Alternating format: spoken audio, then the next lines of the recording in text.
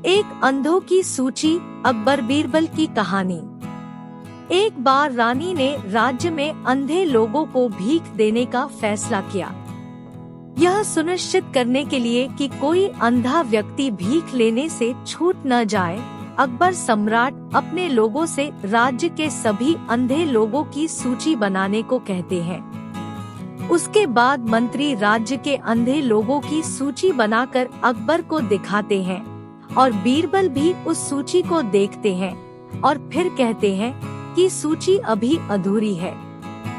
बीरबल ने सूची को पूरा करने के लिए कुछ समय मांगा। अगले दिन बीरबल एक खाट के साथ एक बाजार के बीच में बैठते हैं और खाट को बुनना शुरू करते हैं। जब भी लोग उनके पास से गुजरते हैं, लोग बीरबल से पूछते हैं कि आप क्या कर रहे हैं, लेकिन बीरबल कोई जवाब नहीं देते हैं।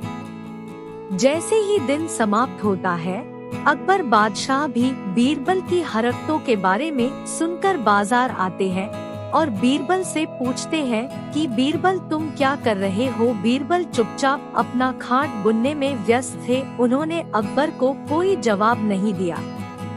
अगले दिन बीरबल अंधे लोगों की एक लंबी सूची अकबर को देते हैं और इस अंधे लोगों की सूची में अकबर का भी नाम था। अकबर बीरबल से यह पूछते हैं कि इसमें मेरा नाम क्यों है। उसके बाद बीरबल कहते हैं कि जहांपना, आपके साथ साथ उस सूची में मौजूद सभी लोग कल मुझसे खाट बुनते समय पूछ रहे थे कि बीरबल तुम क्या कर रहे हो, जबकि मैं तो सबके सामने सिर्फ खाट बुन रहा था। फिर भी यह ऐसा सवाल पूछ रहे थे जैसे खाट दिखी ही नहीं सभी लोगों को। अब ऐसा सवाल तो कोई बिना आँख वाला ही पूछ सकता है। अकबर बीरबल की बात समझ जाते हैं कि राज्य में दृष्टिहीन लोगों की तुलना में अधिक लोग अंधे हैं।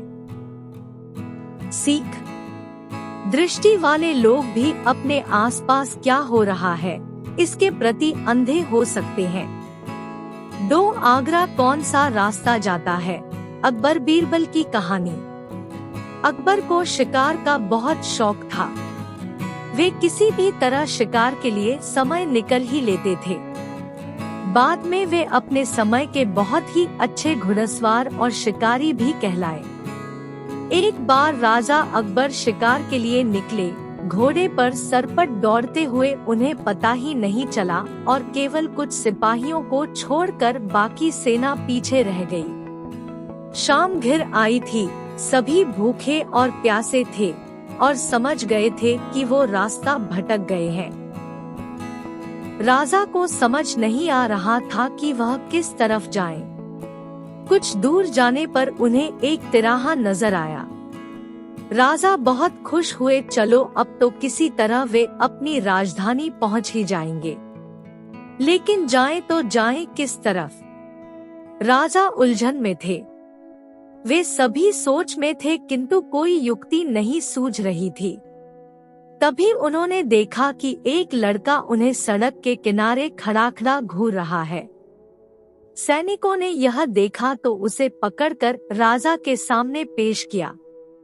राजा ने कड़ती आवाज में पूछा, ऐ लड़के, आगरा के लिए कौन सी सड़क जाती है। लड़का मुस्कुराया और कहा, जनाब, ये सड़क चल नहीं सकती तो ये आगरा कैसे जाएगी। महाराज, जाना तो आपको ही पड़ेगा। और यह कहकर वह खिलखिलाकर हंस पड़ा। सभी सैनिक मौन खड़े थे। वे राजा के गुस्से से वाकिफ थे। लड़का फिर बोला, जनाब, लोग चलते हैं, रास्ते नहीं। यह सुनकर इस बार राजा मुस्कुराया और कहा, नहीं, तुम ठीक कह रहे हो। तुम्हारा नाम क्या है? अकबर ने पूछा। मेरा नाम महेश दास है महाराज, लड़के ने उत्तर दिया। और आप कौन है? अकबर ने अपनी अंगूठी निकालकर महेश दास को देते हुए कहा, तुम महाराजा अकबर, हिंदुस्तान के सम्राट से बात कर रहे हो। मुझे निडर लोग पसंद है।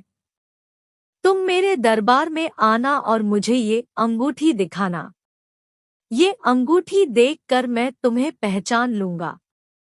अब तुम मुझे बताओ कि मैं किस रास्ते पर चलूं ताकि मैं आगरा पहुंच जाऊं। महेश दास ने सिर झुकाकर आगरा का रास्ता बताया और जाते हुए हिंदुस्तान के सम्राट को देखता रहा। इस तरह अकबर भविष्य के बीरबल से मिले।